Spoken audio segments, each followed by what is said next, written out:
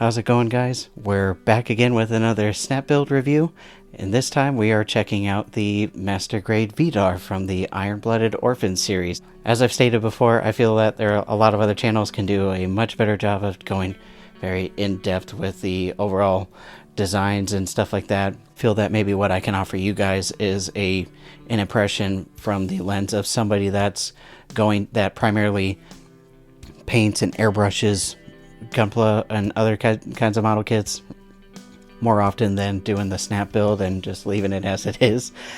So I figured that's what I can kind of offer you guys, things that I think about and maybe just overall impressions I get in general of the kit. Now with this kit, as you'll already see on the B-roll footage, part of that impression or thought or things that I come across as somebody that's going to go back and paint it. The red leg thruster inserts on the front and the back sides of the legs, I've left those out because there's not really a way that I feel comfortable with getting those out and removing them without damaging them. So just played it safe and left them prepped and bagged up for a later point in time when we're actually going to paint the kit. So we left those out, so apologies for that. But it is very nice that it comes as a separate piece. Even as like somebody that's going to snap build it or like me paint it, it's a separate dedicated piece, so no need to mask it. You can just paint it and put it in there, or just snap build it. It's giving you a nice little bit of color separation and just a nice level of detail for this kit. And obviously it's very on par with the level of detail that you get in the Master Grade Barbatos kit that it kind of stands alongside with. So just wanted to put that little bit out there why those are out. It's intentional, not because I broke them or forgot them. It's past Dan doing some work for future Dan that's not going to be so stressful when it comes time to paint. Overall, this kit has a very intricate frame design, just like the Master Grade Barbatos. Some people have said that it's even a bit improved from the Master Grade Barbatos frame. Me personally, having gone through and built it, it feels about the same to me.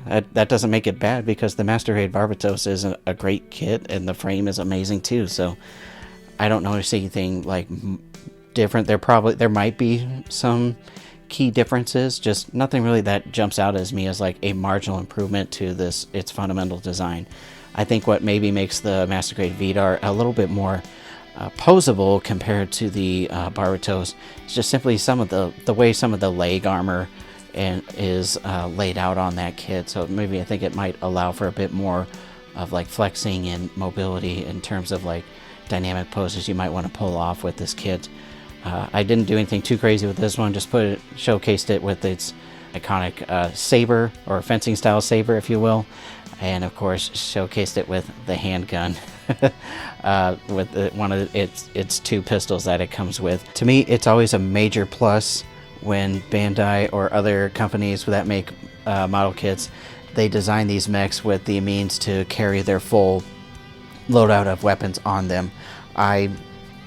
It always disappoints me a little bit when you see a Gundam or a Gunpla model kit or other model kits come with this full complement of weapons, but there's no way to actually transport them, be that mounts on the side skirt or mounts on the backpack or shoulder armor, etc., to be able to carry its full complement of equipment that it comes with. So major props for that one. I always appreciate that. I just think about that from the lens of somebody that's just going to snap build the kit and they want to display it on their shelf with everything it has, not have to box that other loadout of equipment that it comes with and just set it aside to maybe only go back and display it here and there. I don't know. It's just it's probably a silly little thing, but to me it's one of those things that matters a lot for me too. Even when I paint it too, so I want to be able to have all that stuff there because I put effort into painting it, and and also not everybody has the third-party hanger bases or even the Bandai ones to kind of be able to display your kit on and store the weapons in the background, so on and so forth. So just a nice little touch it's just that nice little touch, I just have to touch on it because it's my favorite part. It's my favorite part of the Master Grade Vidar is the dual pistols it comes with. They're so freaking cool. tactically, that doesn't make any sense. Tactically, that's not ideal to be using dual pistols or even just a pistol as a primary. Like when you're down to your sidearm or like a pistol, that probably means you're in a bad way. Your primary weapons are down and that's all you got is just a handgun. So tactically not ideal to be in, but I like these simply just because of rule of cool. It reminds me of another franchise that I'm a big fan of, the Resident Evil franchise. Seeing these dual pistols that it comes with, it reminds me of in Resident Evil 2, and even I think maybe even in some of the other Resident Evil games it's made appearances, but it first appeared in Resident Evil 2. It was the Samurai Edge. It was that's what it was called in the game. It was Albert Wesker's primary handgun. But in real life, what that handgun is modeled after is a Beretta with a pretty lengthy and rather large muzzle brake on the end. So it gives it that really long silhouette that you're seeing in the B-roll footage now. So that's what that reminds me of. So kind of cool. It's got a very cool silhouette. And on top of that, it reminds me of another franchise that I really love. I love the Resident Evil games, so it's just kind of partially why that's kind of what makes me like that so much. On the B-roll footage here that you're seeing, I tried my best to mimic or emulate what a bit of a modern stance for handling a handgun looks like.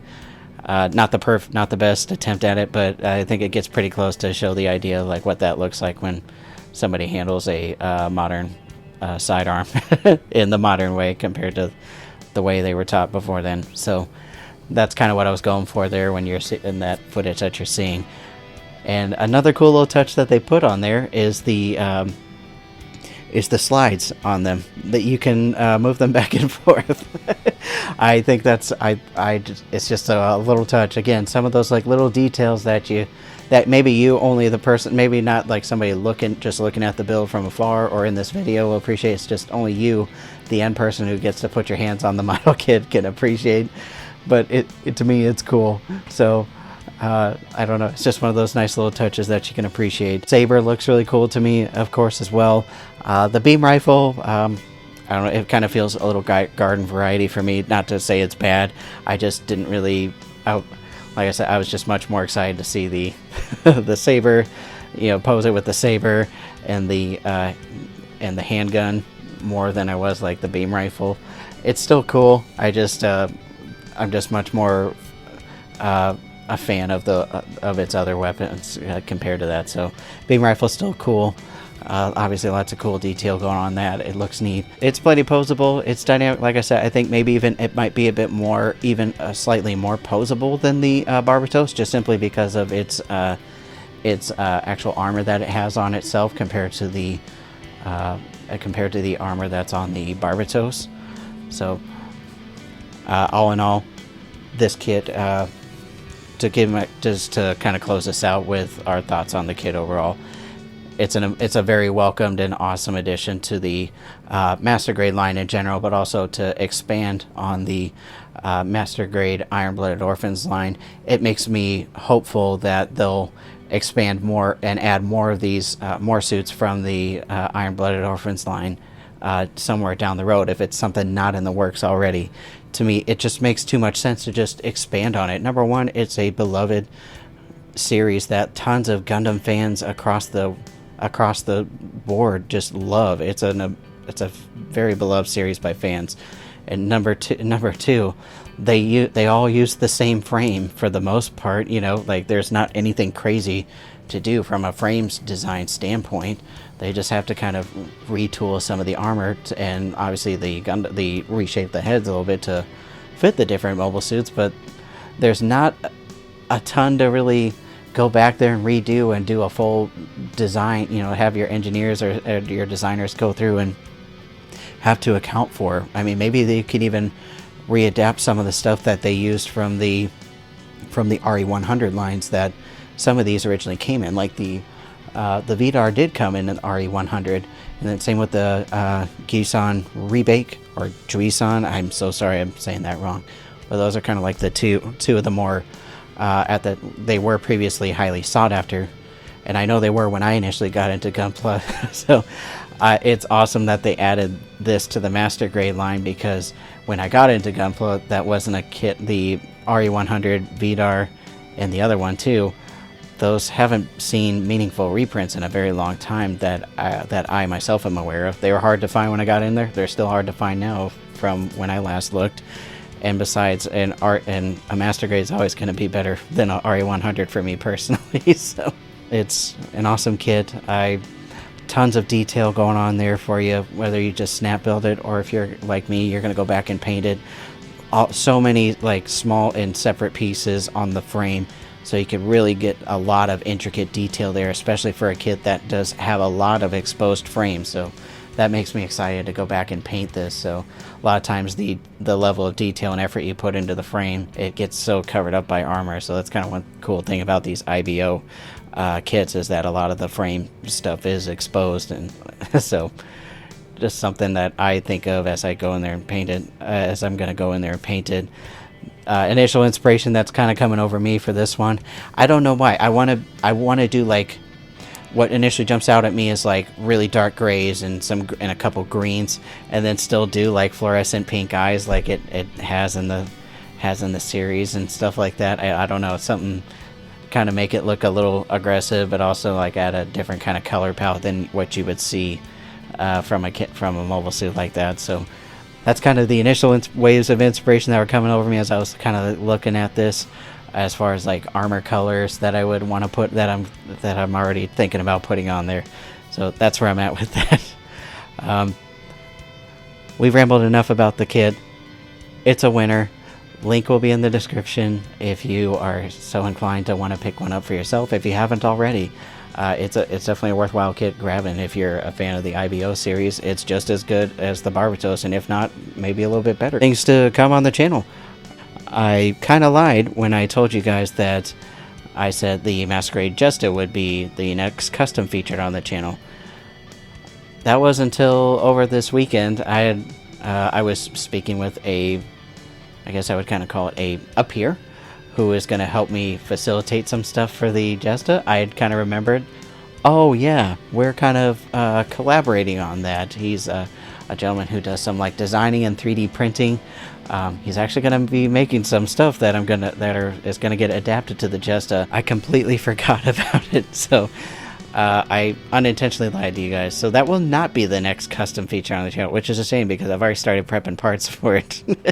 But that's okay. I don't really want to get really deep into the painting process of that, just for me to have to hit a stopping point and come back at a much later point in time. So that has to go on hold. So the next custom that will be featured on the channel is going to be the Master Grade Wing Gundam Proto Zero. So kind of like the more typical, the actual Wing Zero that you kind of know from the Gundam series itself. That'll be next on here, and of course getting the 100 subscriber live stream to happen here.